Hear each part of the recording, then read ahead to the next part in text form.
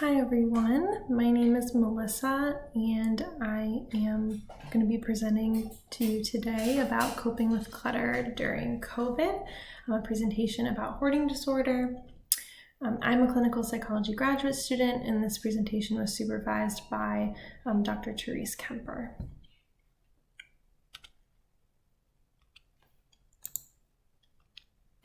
So what is hoarding? What do we mean when we say hoarding? Hoarding has two main behaviors associated with it.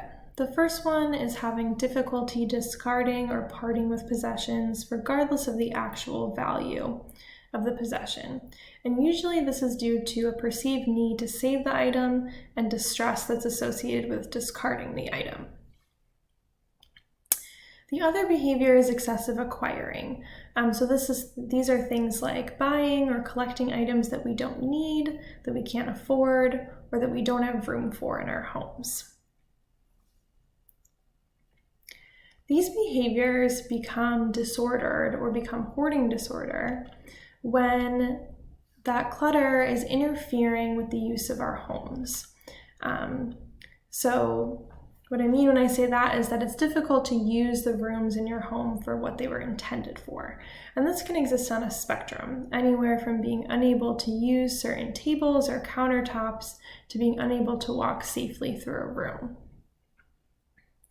The other piece that makes hoarding behaviors become disordered is when there's significant distress and impairment. So what I mean when I say that is that the inability to get rid of items causes you a lot of distress. So things like embarrassment, shame, guilt, or it interferes with your daily functioning. So it might be difficult to use your home, which goes with having clutter interfering with the use of your home. It might interfere with your relationships. Maybe your kids don't allow you to have your grandkids over because it's unsafe to be in your home, or you'd like to have family members over and you can't due to embarrassment about the state of your house. Now, when I say hoarding disorder, some of you may cringe or have negative thoughts about the topic. And this is because, like many mental health conditions, hoarding disorder has a stigma associated with it. This is contributed to in part by the media's portrayal of hoarding disorder through shows such as Hoarders or Hoarding Buried Alive. These portrayals are extreme examples of hoarding disorder. They may cause confusion, such that you may wonder if you really have a problem if your home doesn't look like the ones on these TV shows. And alternatively, these portrayals may kind of make a mockery of hoarding disorder, and that contributes to feelings of shame or embarrassment if you're struggling with some of these problems, even if it's on a smaller scale. These shows also often promote unrealistic ideals about how to solve hoarding problems. So that is that they often depict these problems being solved in a week's time with outsiders coming in to clean out a person's home. In reality, solving hoarding problems takes time and a lot of effort on the part of the person with the hoarding behaviors to address the thoughts and behaviors that are contributing to their hoarding symptoms. These shows also often don't discuss the factors that contribute to hoarding problems and how people might end up at this stage. And so we're going to go over some of those factors next. So what contributes to hoarding disorder? We're going to discuss different factors that contribute to the onset and the maintenance of hoarding problems. So these things include personal and family vulnerability factors, information processing problems, beliefs about possessions or thinking patterns that lead to these behaviors, and emotional reactions about acquiring and discarding items. Okay, so the first factor we're going to talk about are these vulnerability factors. These include things like genetics, so hoarding behaviors kind of run in families, or parental values and behaviors. So a common A common thing that happens is if your parents grew up in the Great Depression, they may have instilled beliefs in you that you need to use all of the items you have. If you have the opportunity to collect free items, you take that. You don't waste anything. Those sorts of beliefs and behaviors. Other symptoms, for example, anxiety, depression, can make you more vulnerable to developing hoarding disorder. Having physical constraints, so having difficulty moving around to move items out, or moving around to sort through your items can make you more vulnerable for hoarding disorder. And then adverse life events like trauma or loss can precede the onset of a hoarding disorder as well. Another set of factors that can contribute to hoarding disorder are information processing problems. So those are things like difficulties with attention, difficulties with categorization, memory problems, difficulties with problem solving, and difficulties with decision making. So these vulnerability factors and the information processing problems can then lead to particular beliefs about possessions. So I'm going to go through a bunch of different examples. These are all different thoughts that people with hoarding problems often have. So things that are related to beauty, so things like this is too pretty to throw away. Thoughts related to memory. If I put things in a filing system, I will forget about them. Thoughts related to utility or opportunity or uniqueness. So thoughts like if an object has any potential value, I must save it. And that might come from some of those early family values. You may have sentimental thoughts. So throwing this away is like throwing away a part of me. Thoughts about comfort or safety. Without this, I will feel vulnerable. Thoughts related to identity or validation of self-worth. So things like if I throw too much away, there will be nothing left of me. Thoughts related to control. So before I get rid of something, I have to know that it's going to a good home. Maybe you have difficulty making mistakes. This might lead to thoughts like I must organize everything exactly right, or thoughts about responsibility and waste. So I'm responsible for the well-being of my possessions. You might have thoughts about socializing, so my stuff keeps me connected with the world and other people. Now, all these thoughts also come with different emotions as well.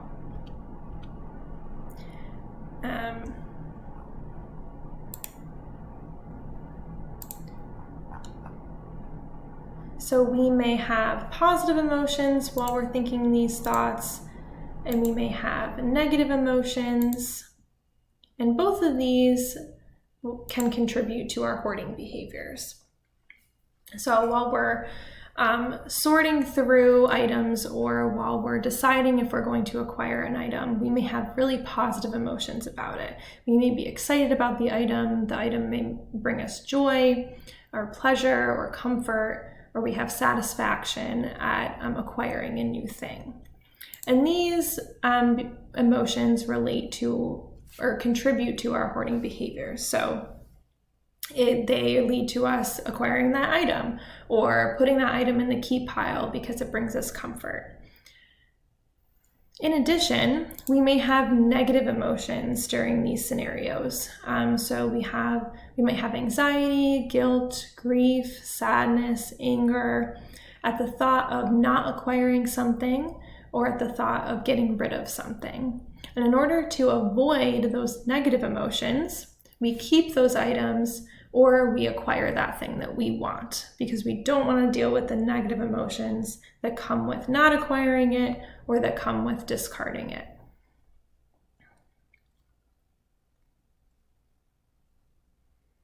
Okay, so these hoarding behaviors exist on a spectrum. So you may be thinking, oh wow, this really fits with me, or some of these things do, but my home is still usable, but I have some of these thoughts. Or you may be thinking, none of this applies to me and I have no problem getting rid of items and only getting what I need.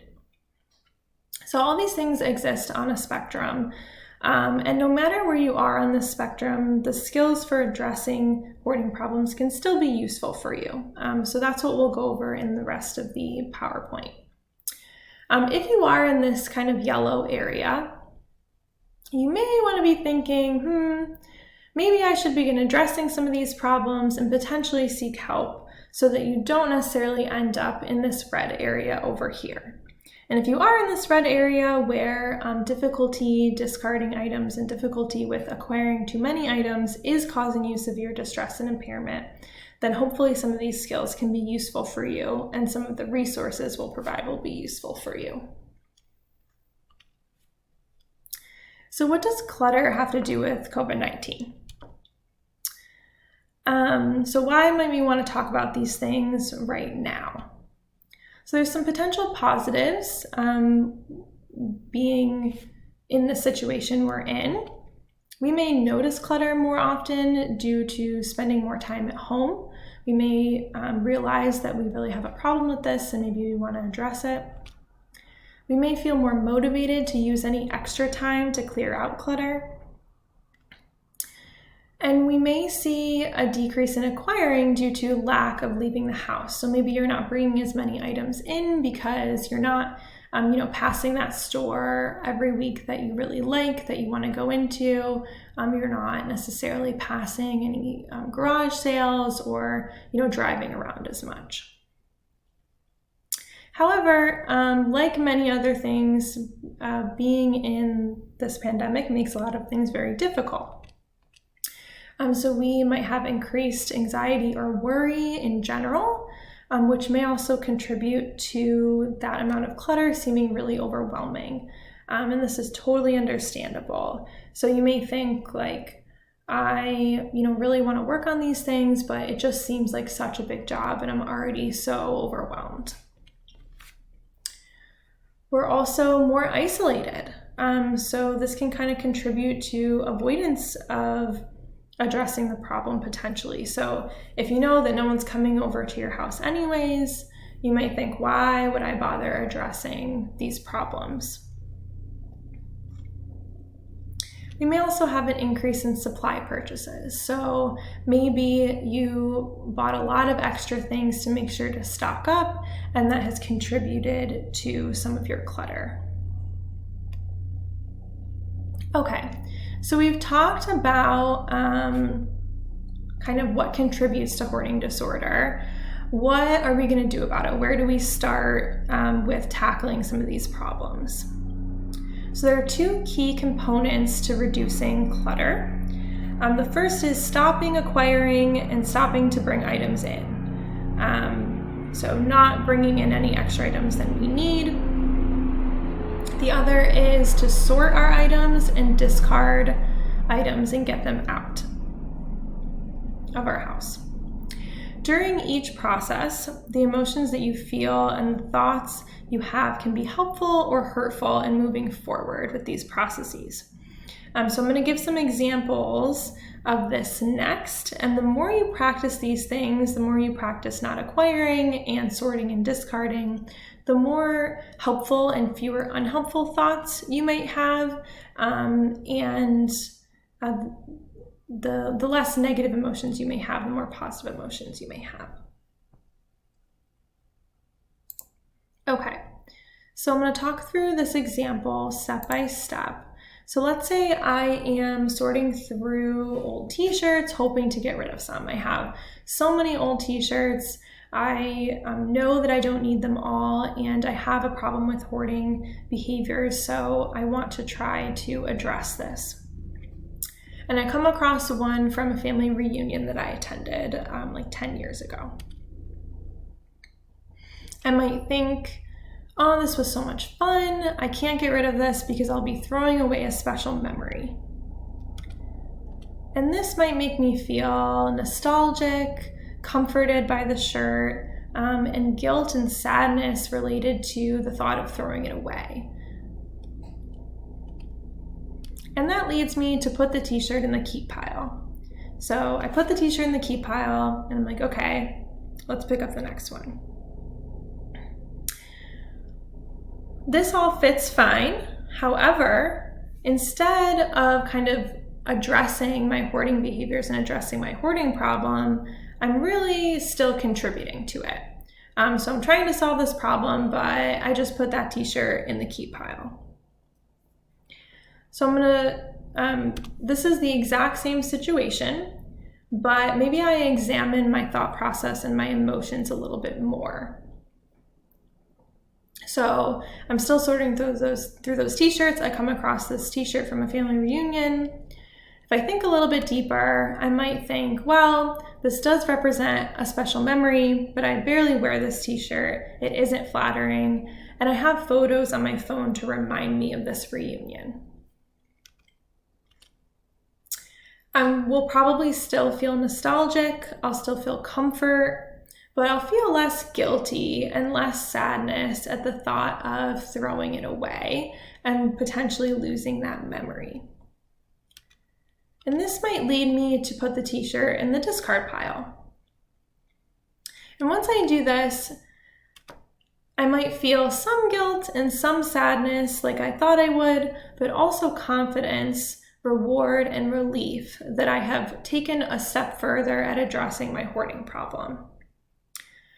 And if I were to sit there and track that guilt and sadness, it would continue to decrease and go down over time until I didn't feel it anymore. And I was comfortable with having that shirt in the discard pile.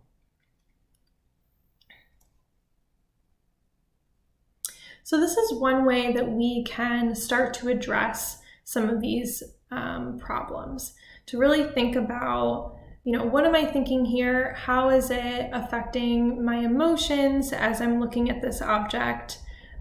Is there any other ways I can think about this? And what's in line with my goals here? We're going to talk through a couple more tools that can be helpful when you're sorting or trying not to acquire something. So first, we'll talk about personal sorting rules. And these are just examples. So you would make up kind of what would work for you in these situations. I'm kind of basing it off some of these examples.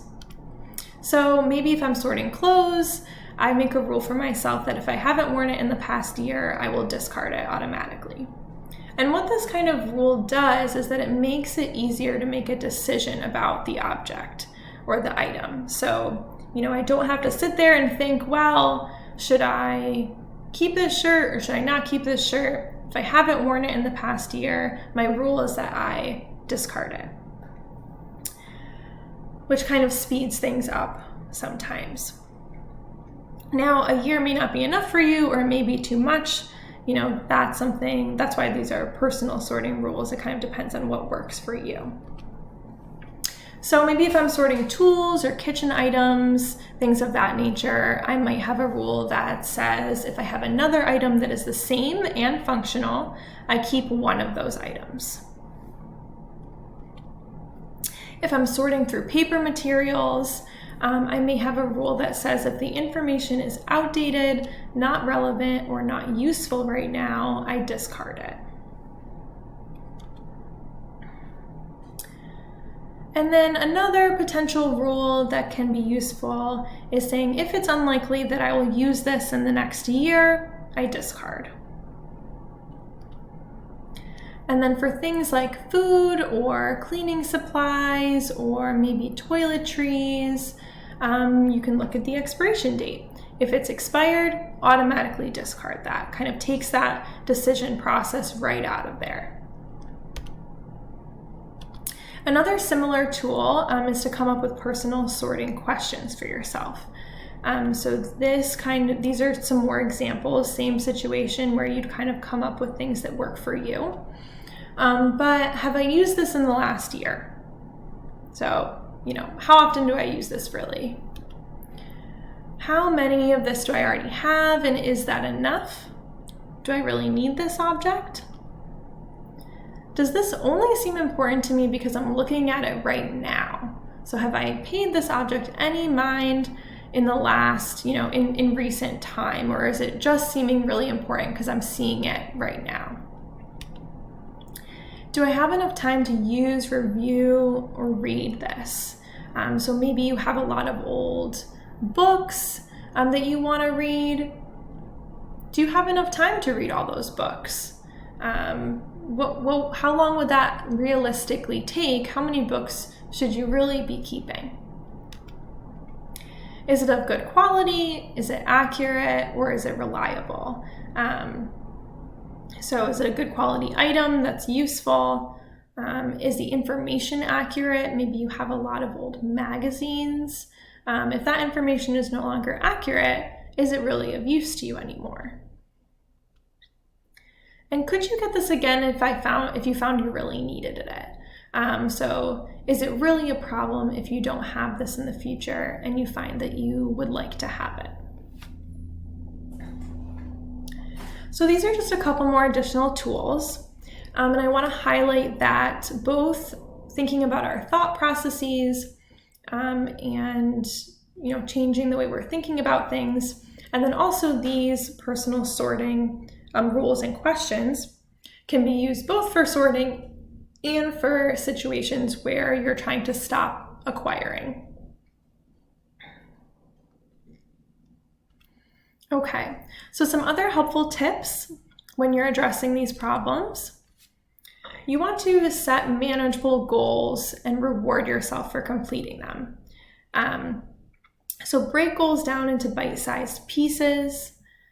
See, if you can just complete a shelf for one day, or maybe you set a timer for 20 minutes and say, I'm going to sort just in this area for 20 minutes. This helps to make this challenge a little bit less overwhelming. And then that reward piece is super important too. So you want to reward yourself for any progress, no matter how small. Remind yourself of why you want to address these problems. So maybe you'd really like to have your family over, your grandkids over, and you can't right now. Maybe you really want to move, but you have too many things to move right now. Maybe you really want to be able to use your kitchen as intended, but you can't use it right now. Use the Ohio rule, which stands for only handle it once and at most twice. So this refers to when you're sorting. Once you put something in the discard pile, don't pick it up again unless you're taking it out to the trash or to give away or to donate. And then sit with the discomfort of discarding an item and notice that discomfort goes down over time. And that's the same thing when you're not acquiring something. So you see something you really want, you don't acquire it because you're working on not acquiring, and notice how that discomfort goes down over time.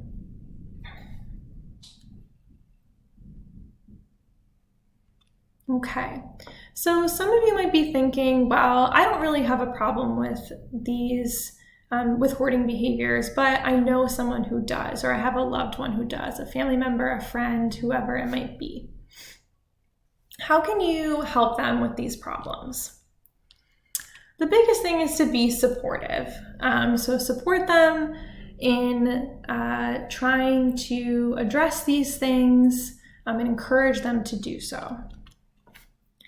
If you're helping your loved ones sort through objects, let them make all the decisions about possessions. So they should be the ones making these decisions. You're just there to support them.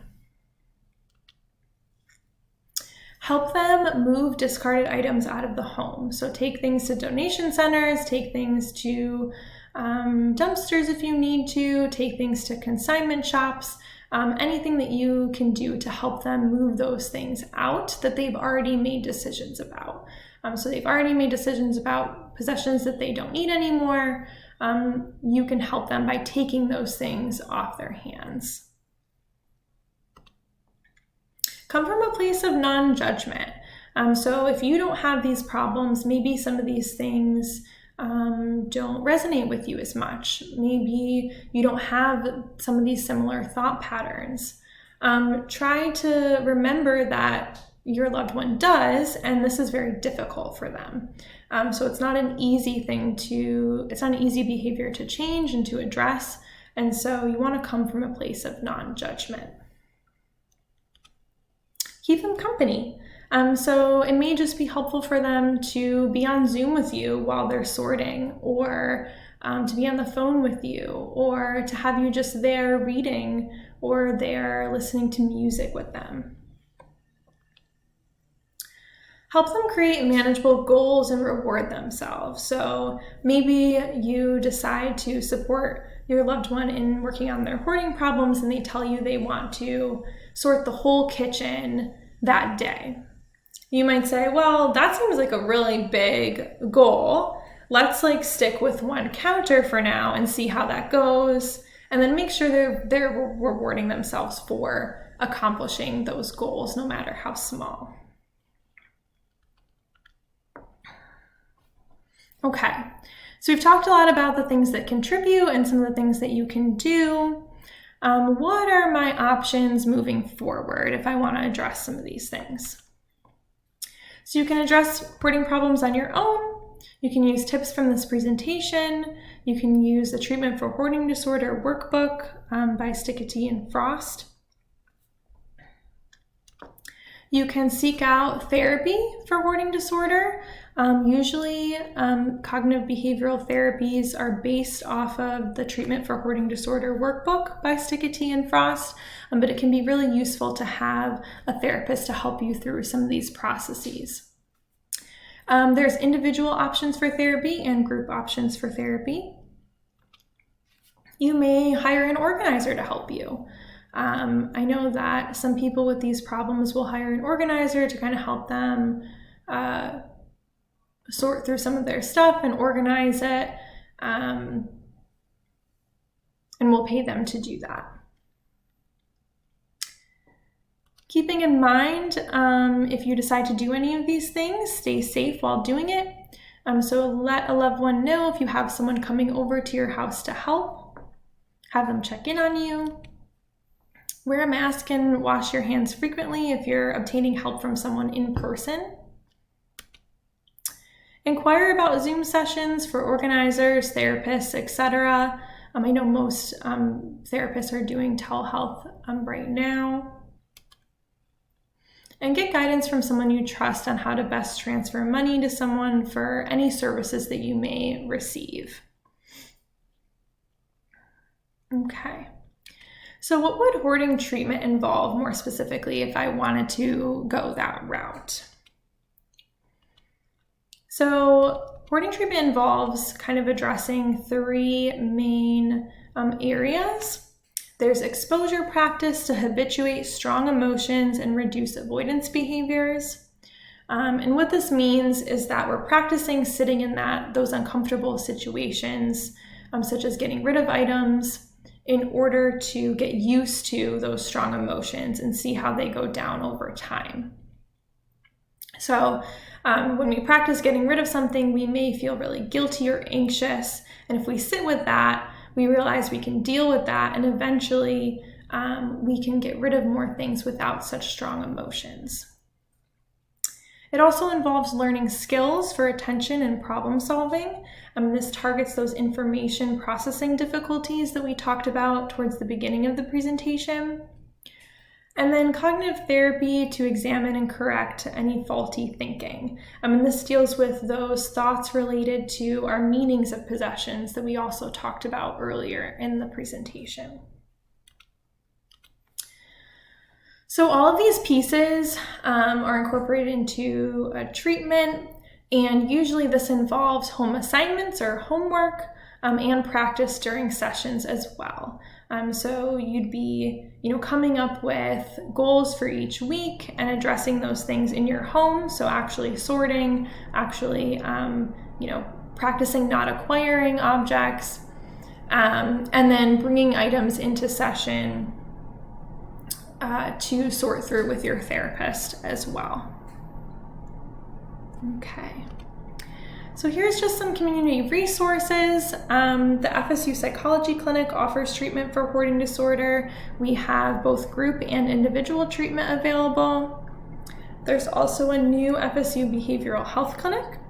They have individual psychotherapy available, so you could inquire about working on hoarding with an individual therapist. There's also Clutter's Anonymous in the area, which is like a support group for people with hoarding problems. And then I also just included the American Psychiatry Association link about hoarding disorder if you'd like to read a little bit more about it. Okay, thank you so much for listening to this presentation. I hope it was helpful for some of you in some way, shape, or form. Have a wonderful rest of your day.